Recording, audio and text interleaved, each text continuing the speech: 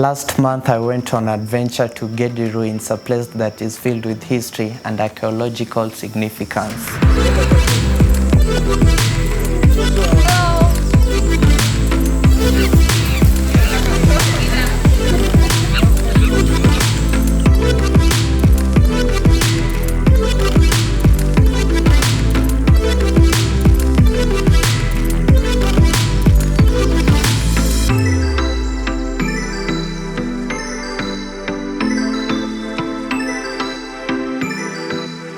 Our guide Jesse was our window into the past. He guided us through the ruins and shared their captivating story. A little history about the location. This is what you would call one of the last surviving Swahili towns, yeah? Made by Africans, and that this is why we decided to rehabilitate it and conserve the location.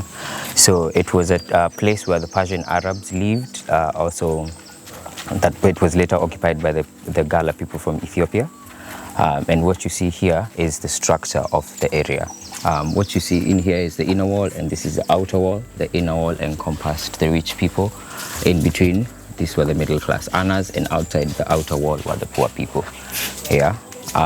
There's a lot of history concerning who had the land initially and who were here and who were chased away and who also abandoned the area. Yeah, it was occupied by Muslims, which is going to be very evident as we walk. They have 8 mosques and 28 wells used for domestic uses and for freshwater purposes as well. When we got our independence in 1963, a few years later, that's 1969, the monument, among other monuments, they were transferred to the Kenyan government here under the museums of Kenya.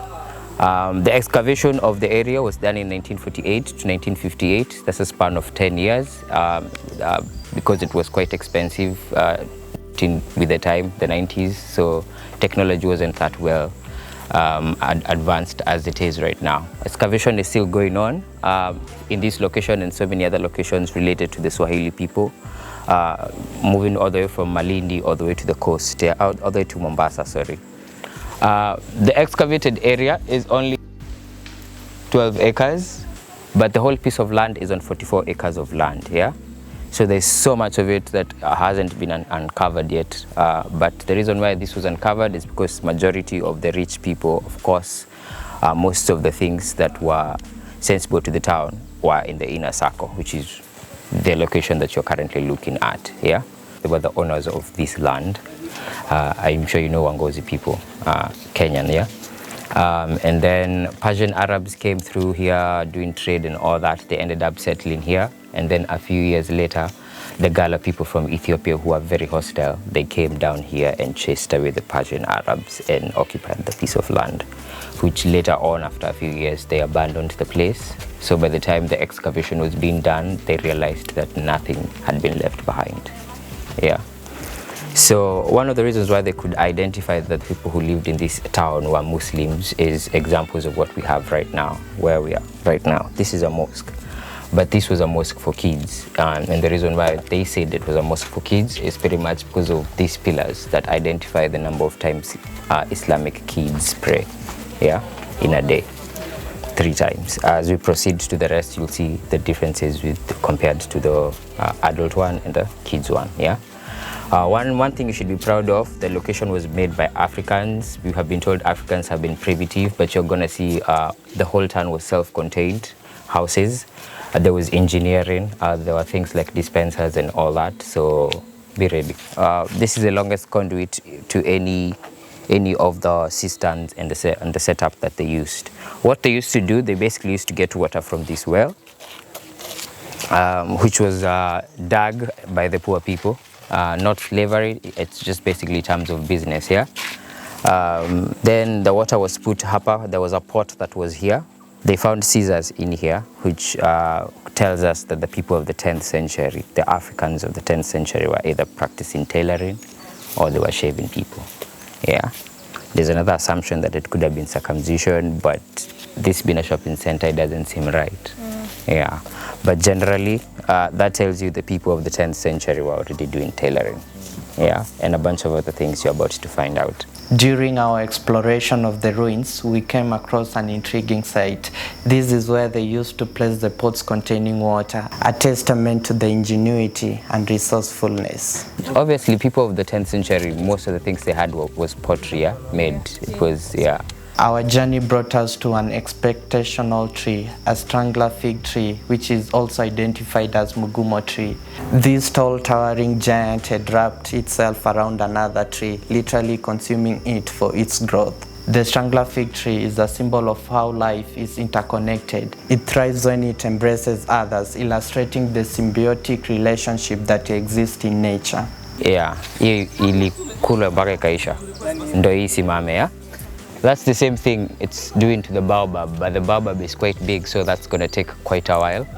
But eventually it's going to win. Yeah, it's that crazy. Yeah, it's a type of a Mugumo tree. So we can try? Oh yeah, sure. Go ahead. Yeah. These trees are there. Ahead of us is the palace, yeah? Sultana was the first wife, and only the first wife was called Sultana, yeah? But the Sultan, because he was Muslim, he was allowed to marry as many as 4 wives, but only the first wife was called Sultana, sawa? Sultan used to stand over there to address his people. This used to be the space where the people of the city used to come. So this is where you used to come wait for you to be called into the offices of the palace, yeah? Obviously, in a palace, you couldn't just come and go in as you wish. You had to be checked if there was an appointment you had or all that, you know, basically that.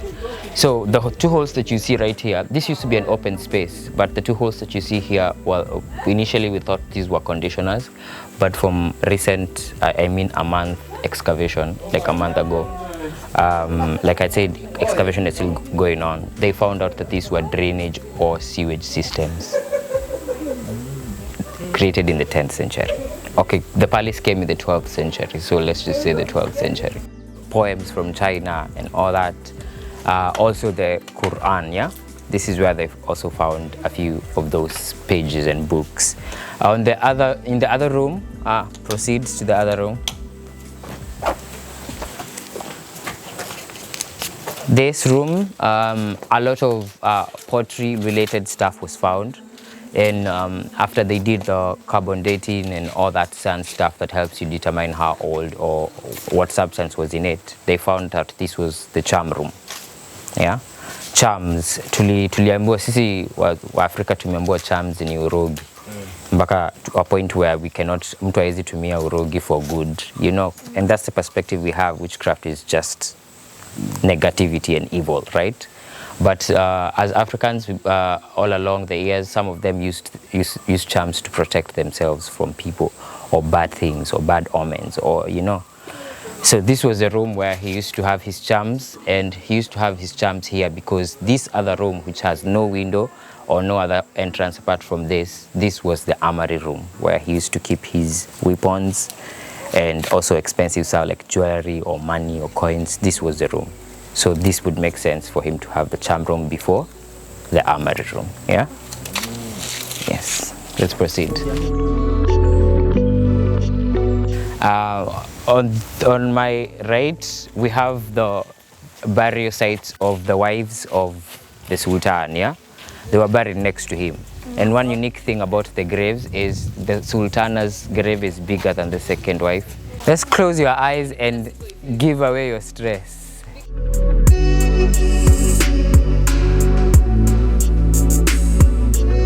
This tree is both sacred and extremely special.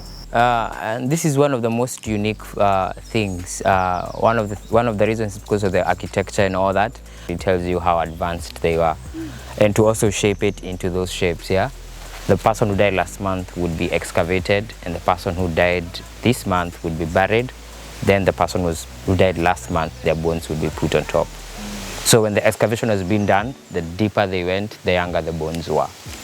That's the one unique thing about it. So let's proceed. For women, and it was smaller because the Muslims do not allow women to come to the mosque during their periods and all that, yeah.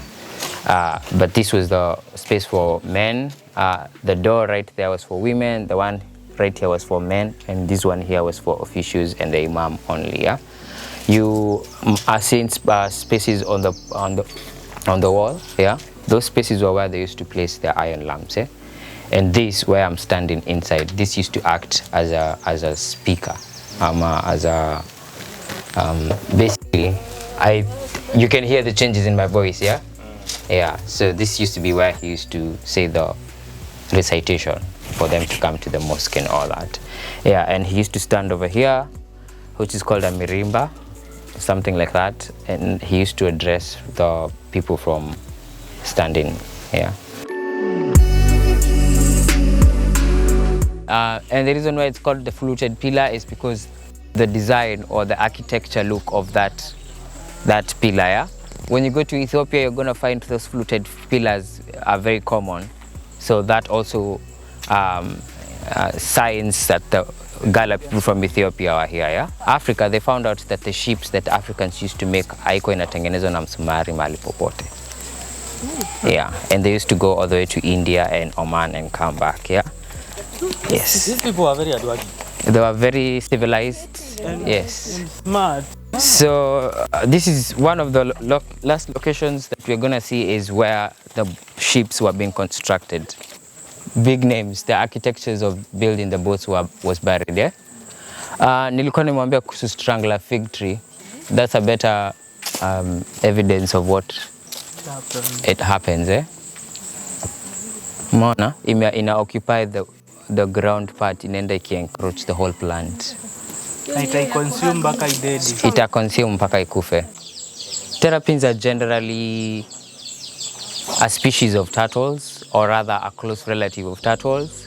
But the difference is that the turtles live in salty water, but the terrapins live in either brackish water, which is half salty or half not salty, there's such a statement, or in fresh water. This is fresh water, so that tells you they also live in fresh water, but they are carnivores generally. So zinakulanga. Yeah, they eat fish, but what we feed them is the chicks that you hear. So you nining the chicks? Yeah, the chicks. Because of them? Yeah. Unaona inatembea rather than swimming. Hata ndio mguu ya chick hapo. Our last stop was the museum, which was a treasure trove of artifacts uncovered from the ruins. By viewing these relics, you can gain insight into the lives of Gedi people. The artifacts displayed here are a tangible connection to the past, allowing us to imagine the lives of those who once lived here.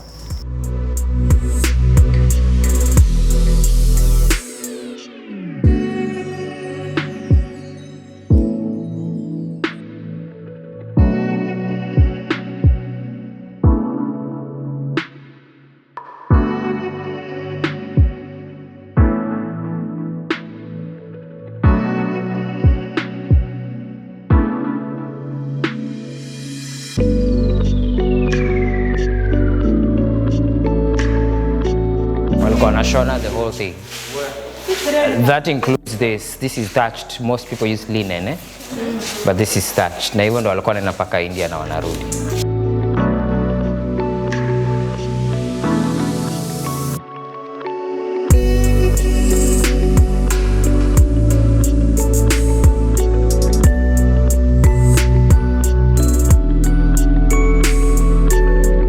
So this is the size of a baby. Yeah. It can grow up to 30 meters. Na nimesikia mnaongea Kikuyu, mimi ni Kikuyu pia. Mwega mno. My exploration of Gedi ruins came to an end. As I left, I gained a deep understanding of this ancient city and the people who called it home. The Gedi ruins represent the everlasting power of human history and the everlasting beauty of nature. Thank you all for watching this amazing video, and I'll see you on the next one.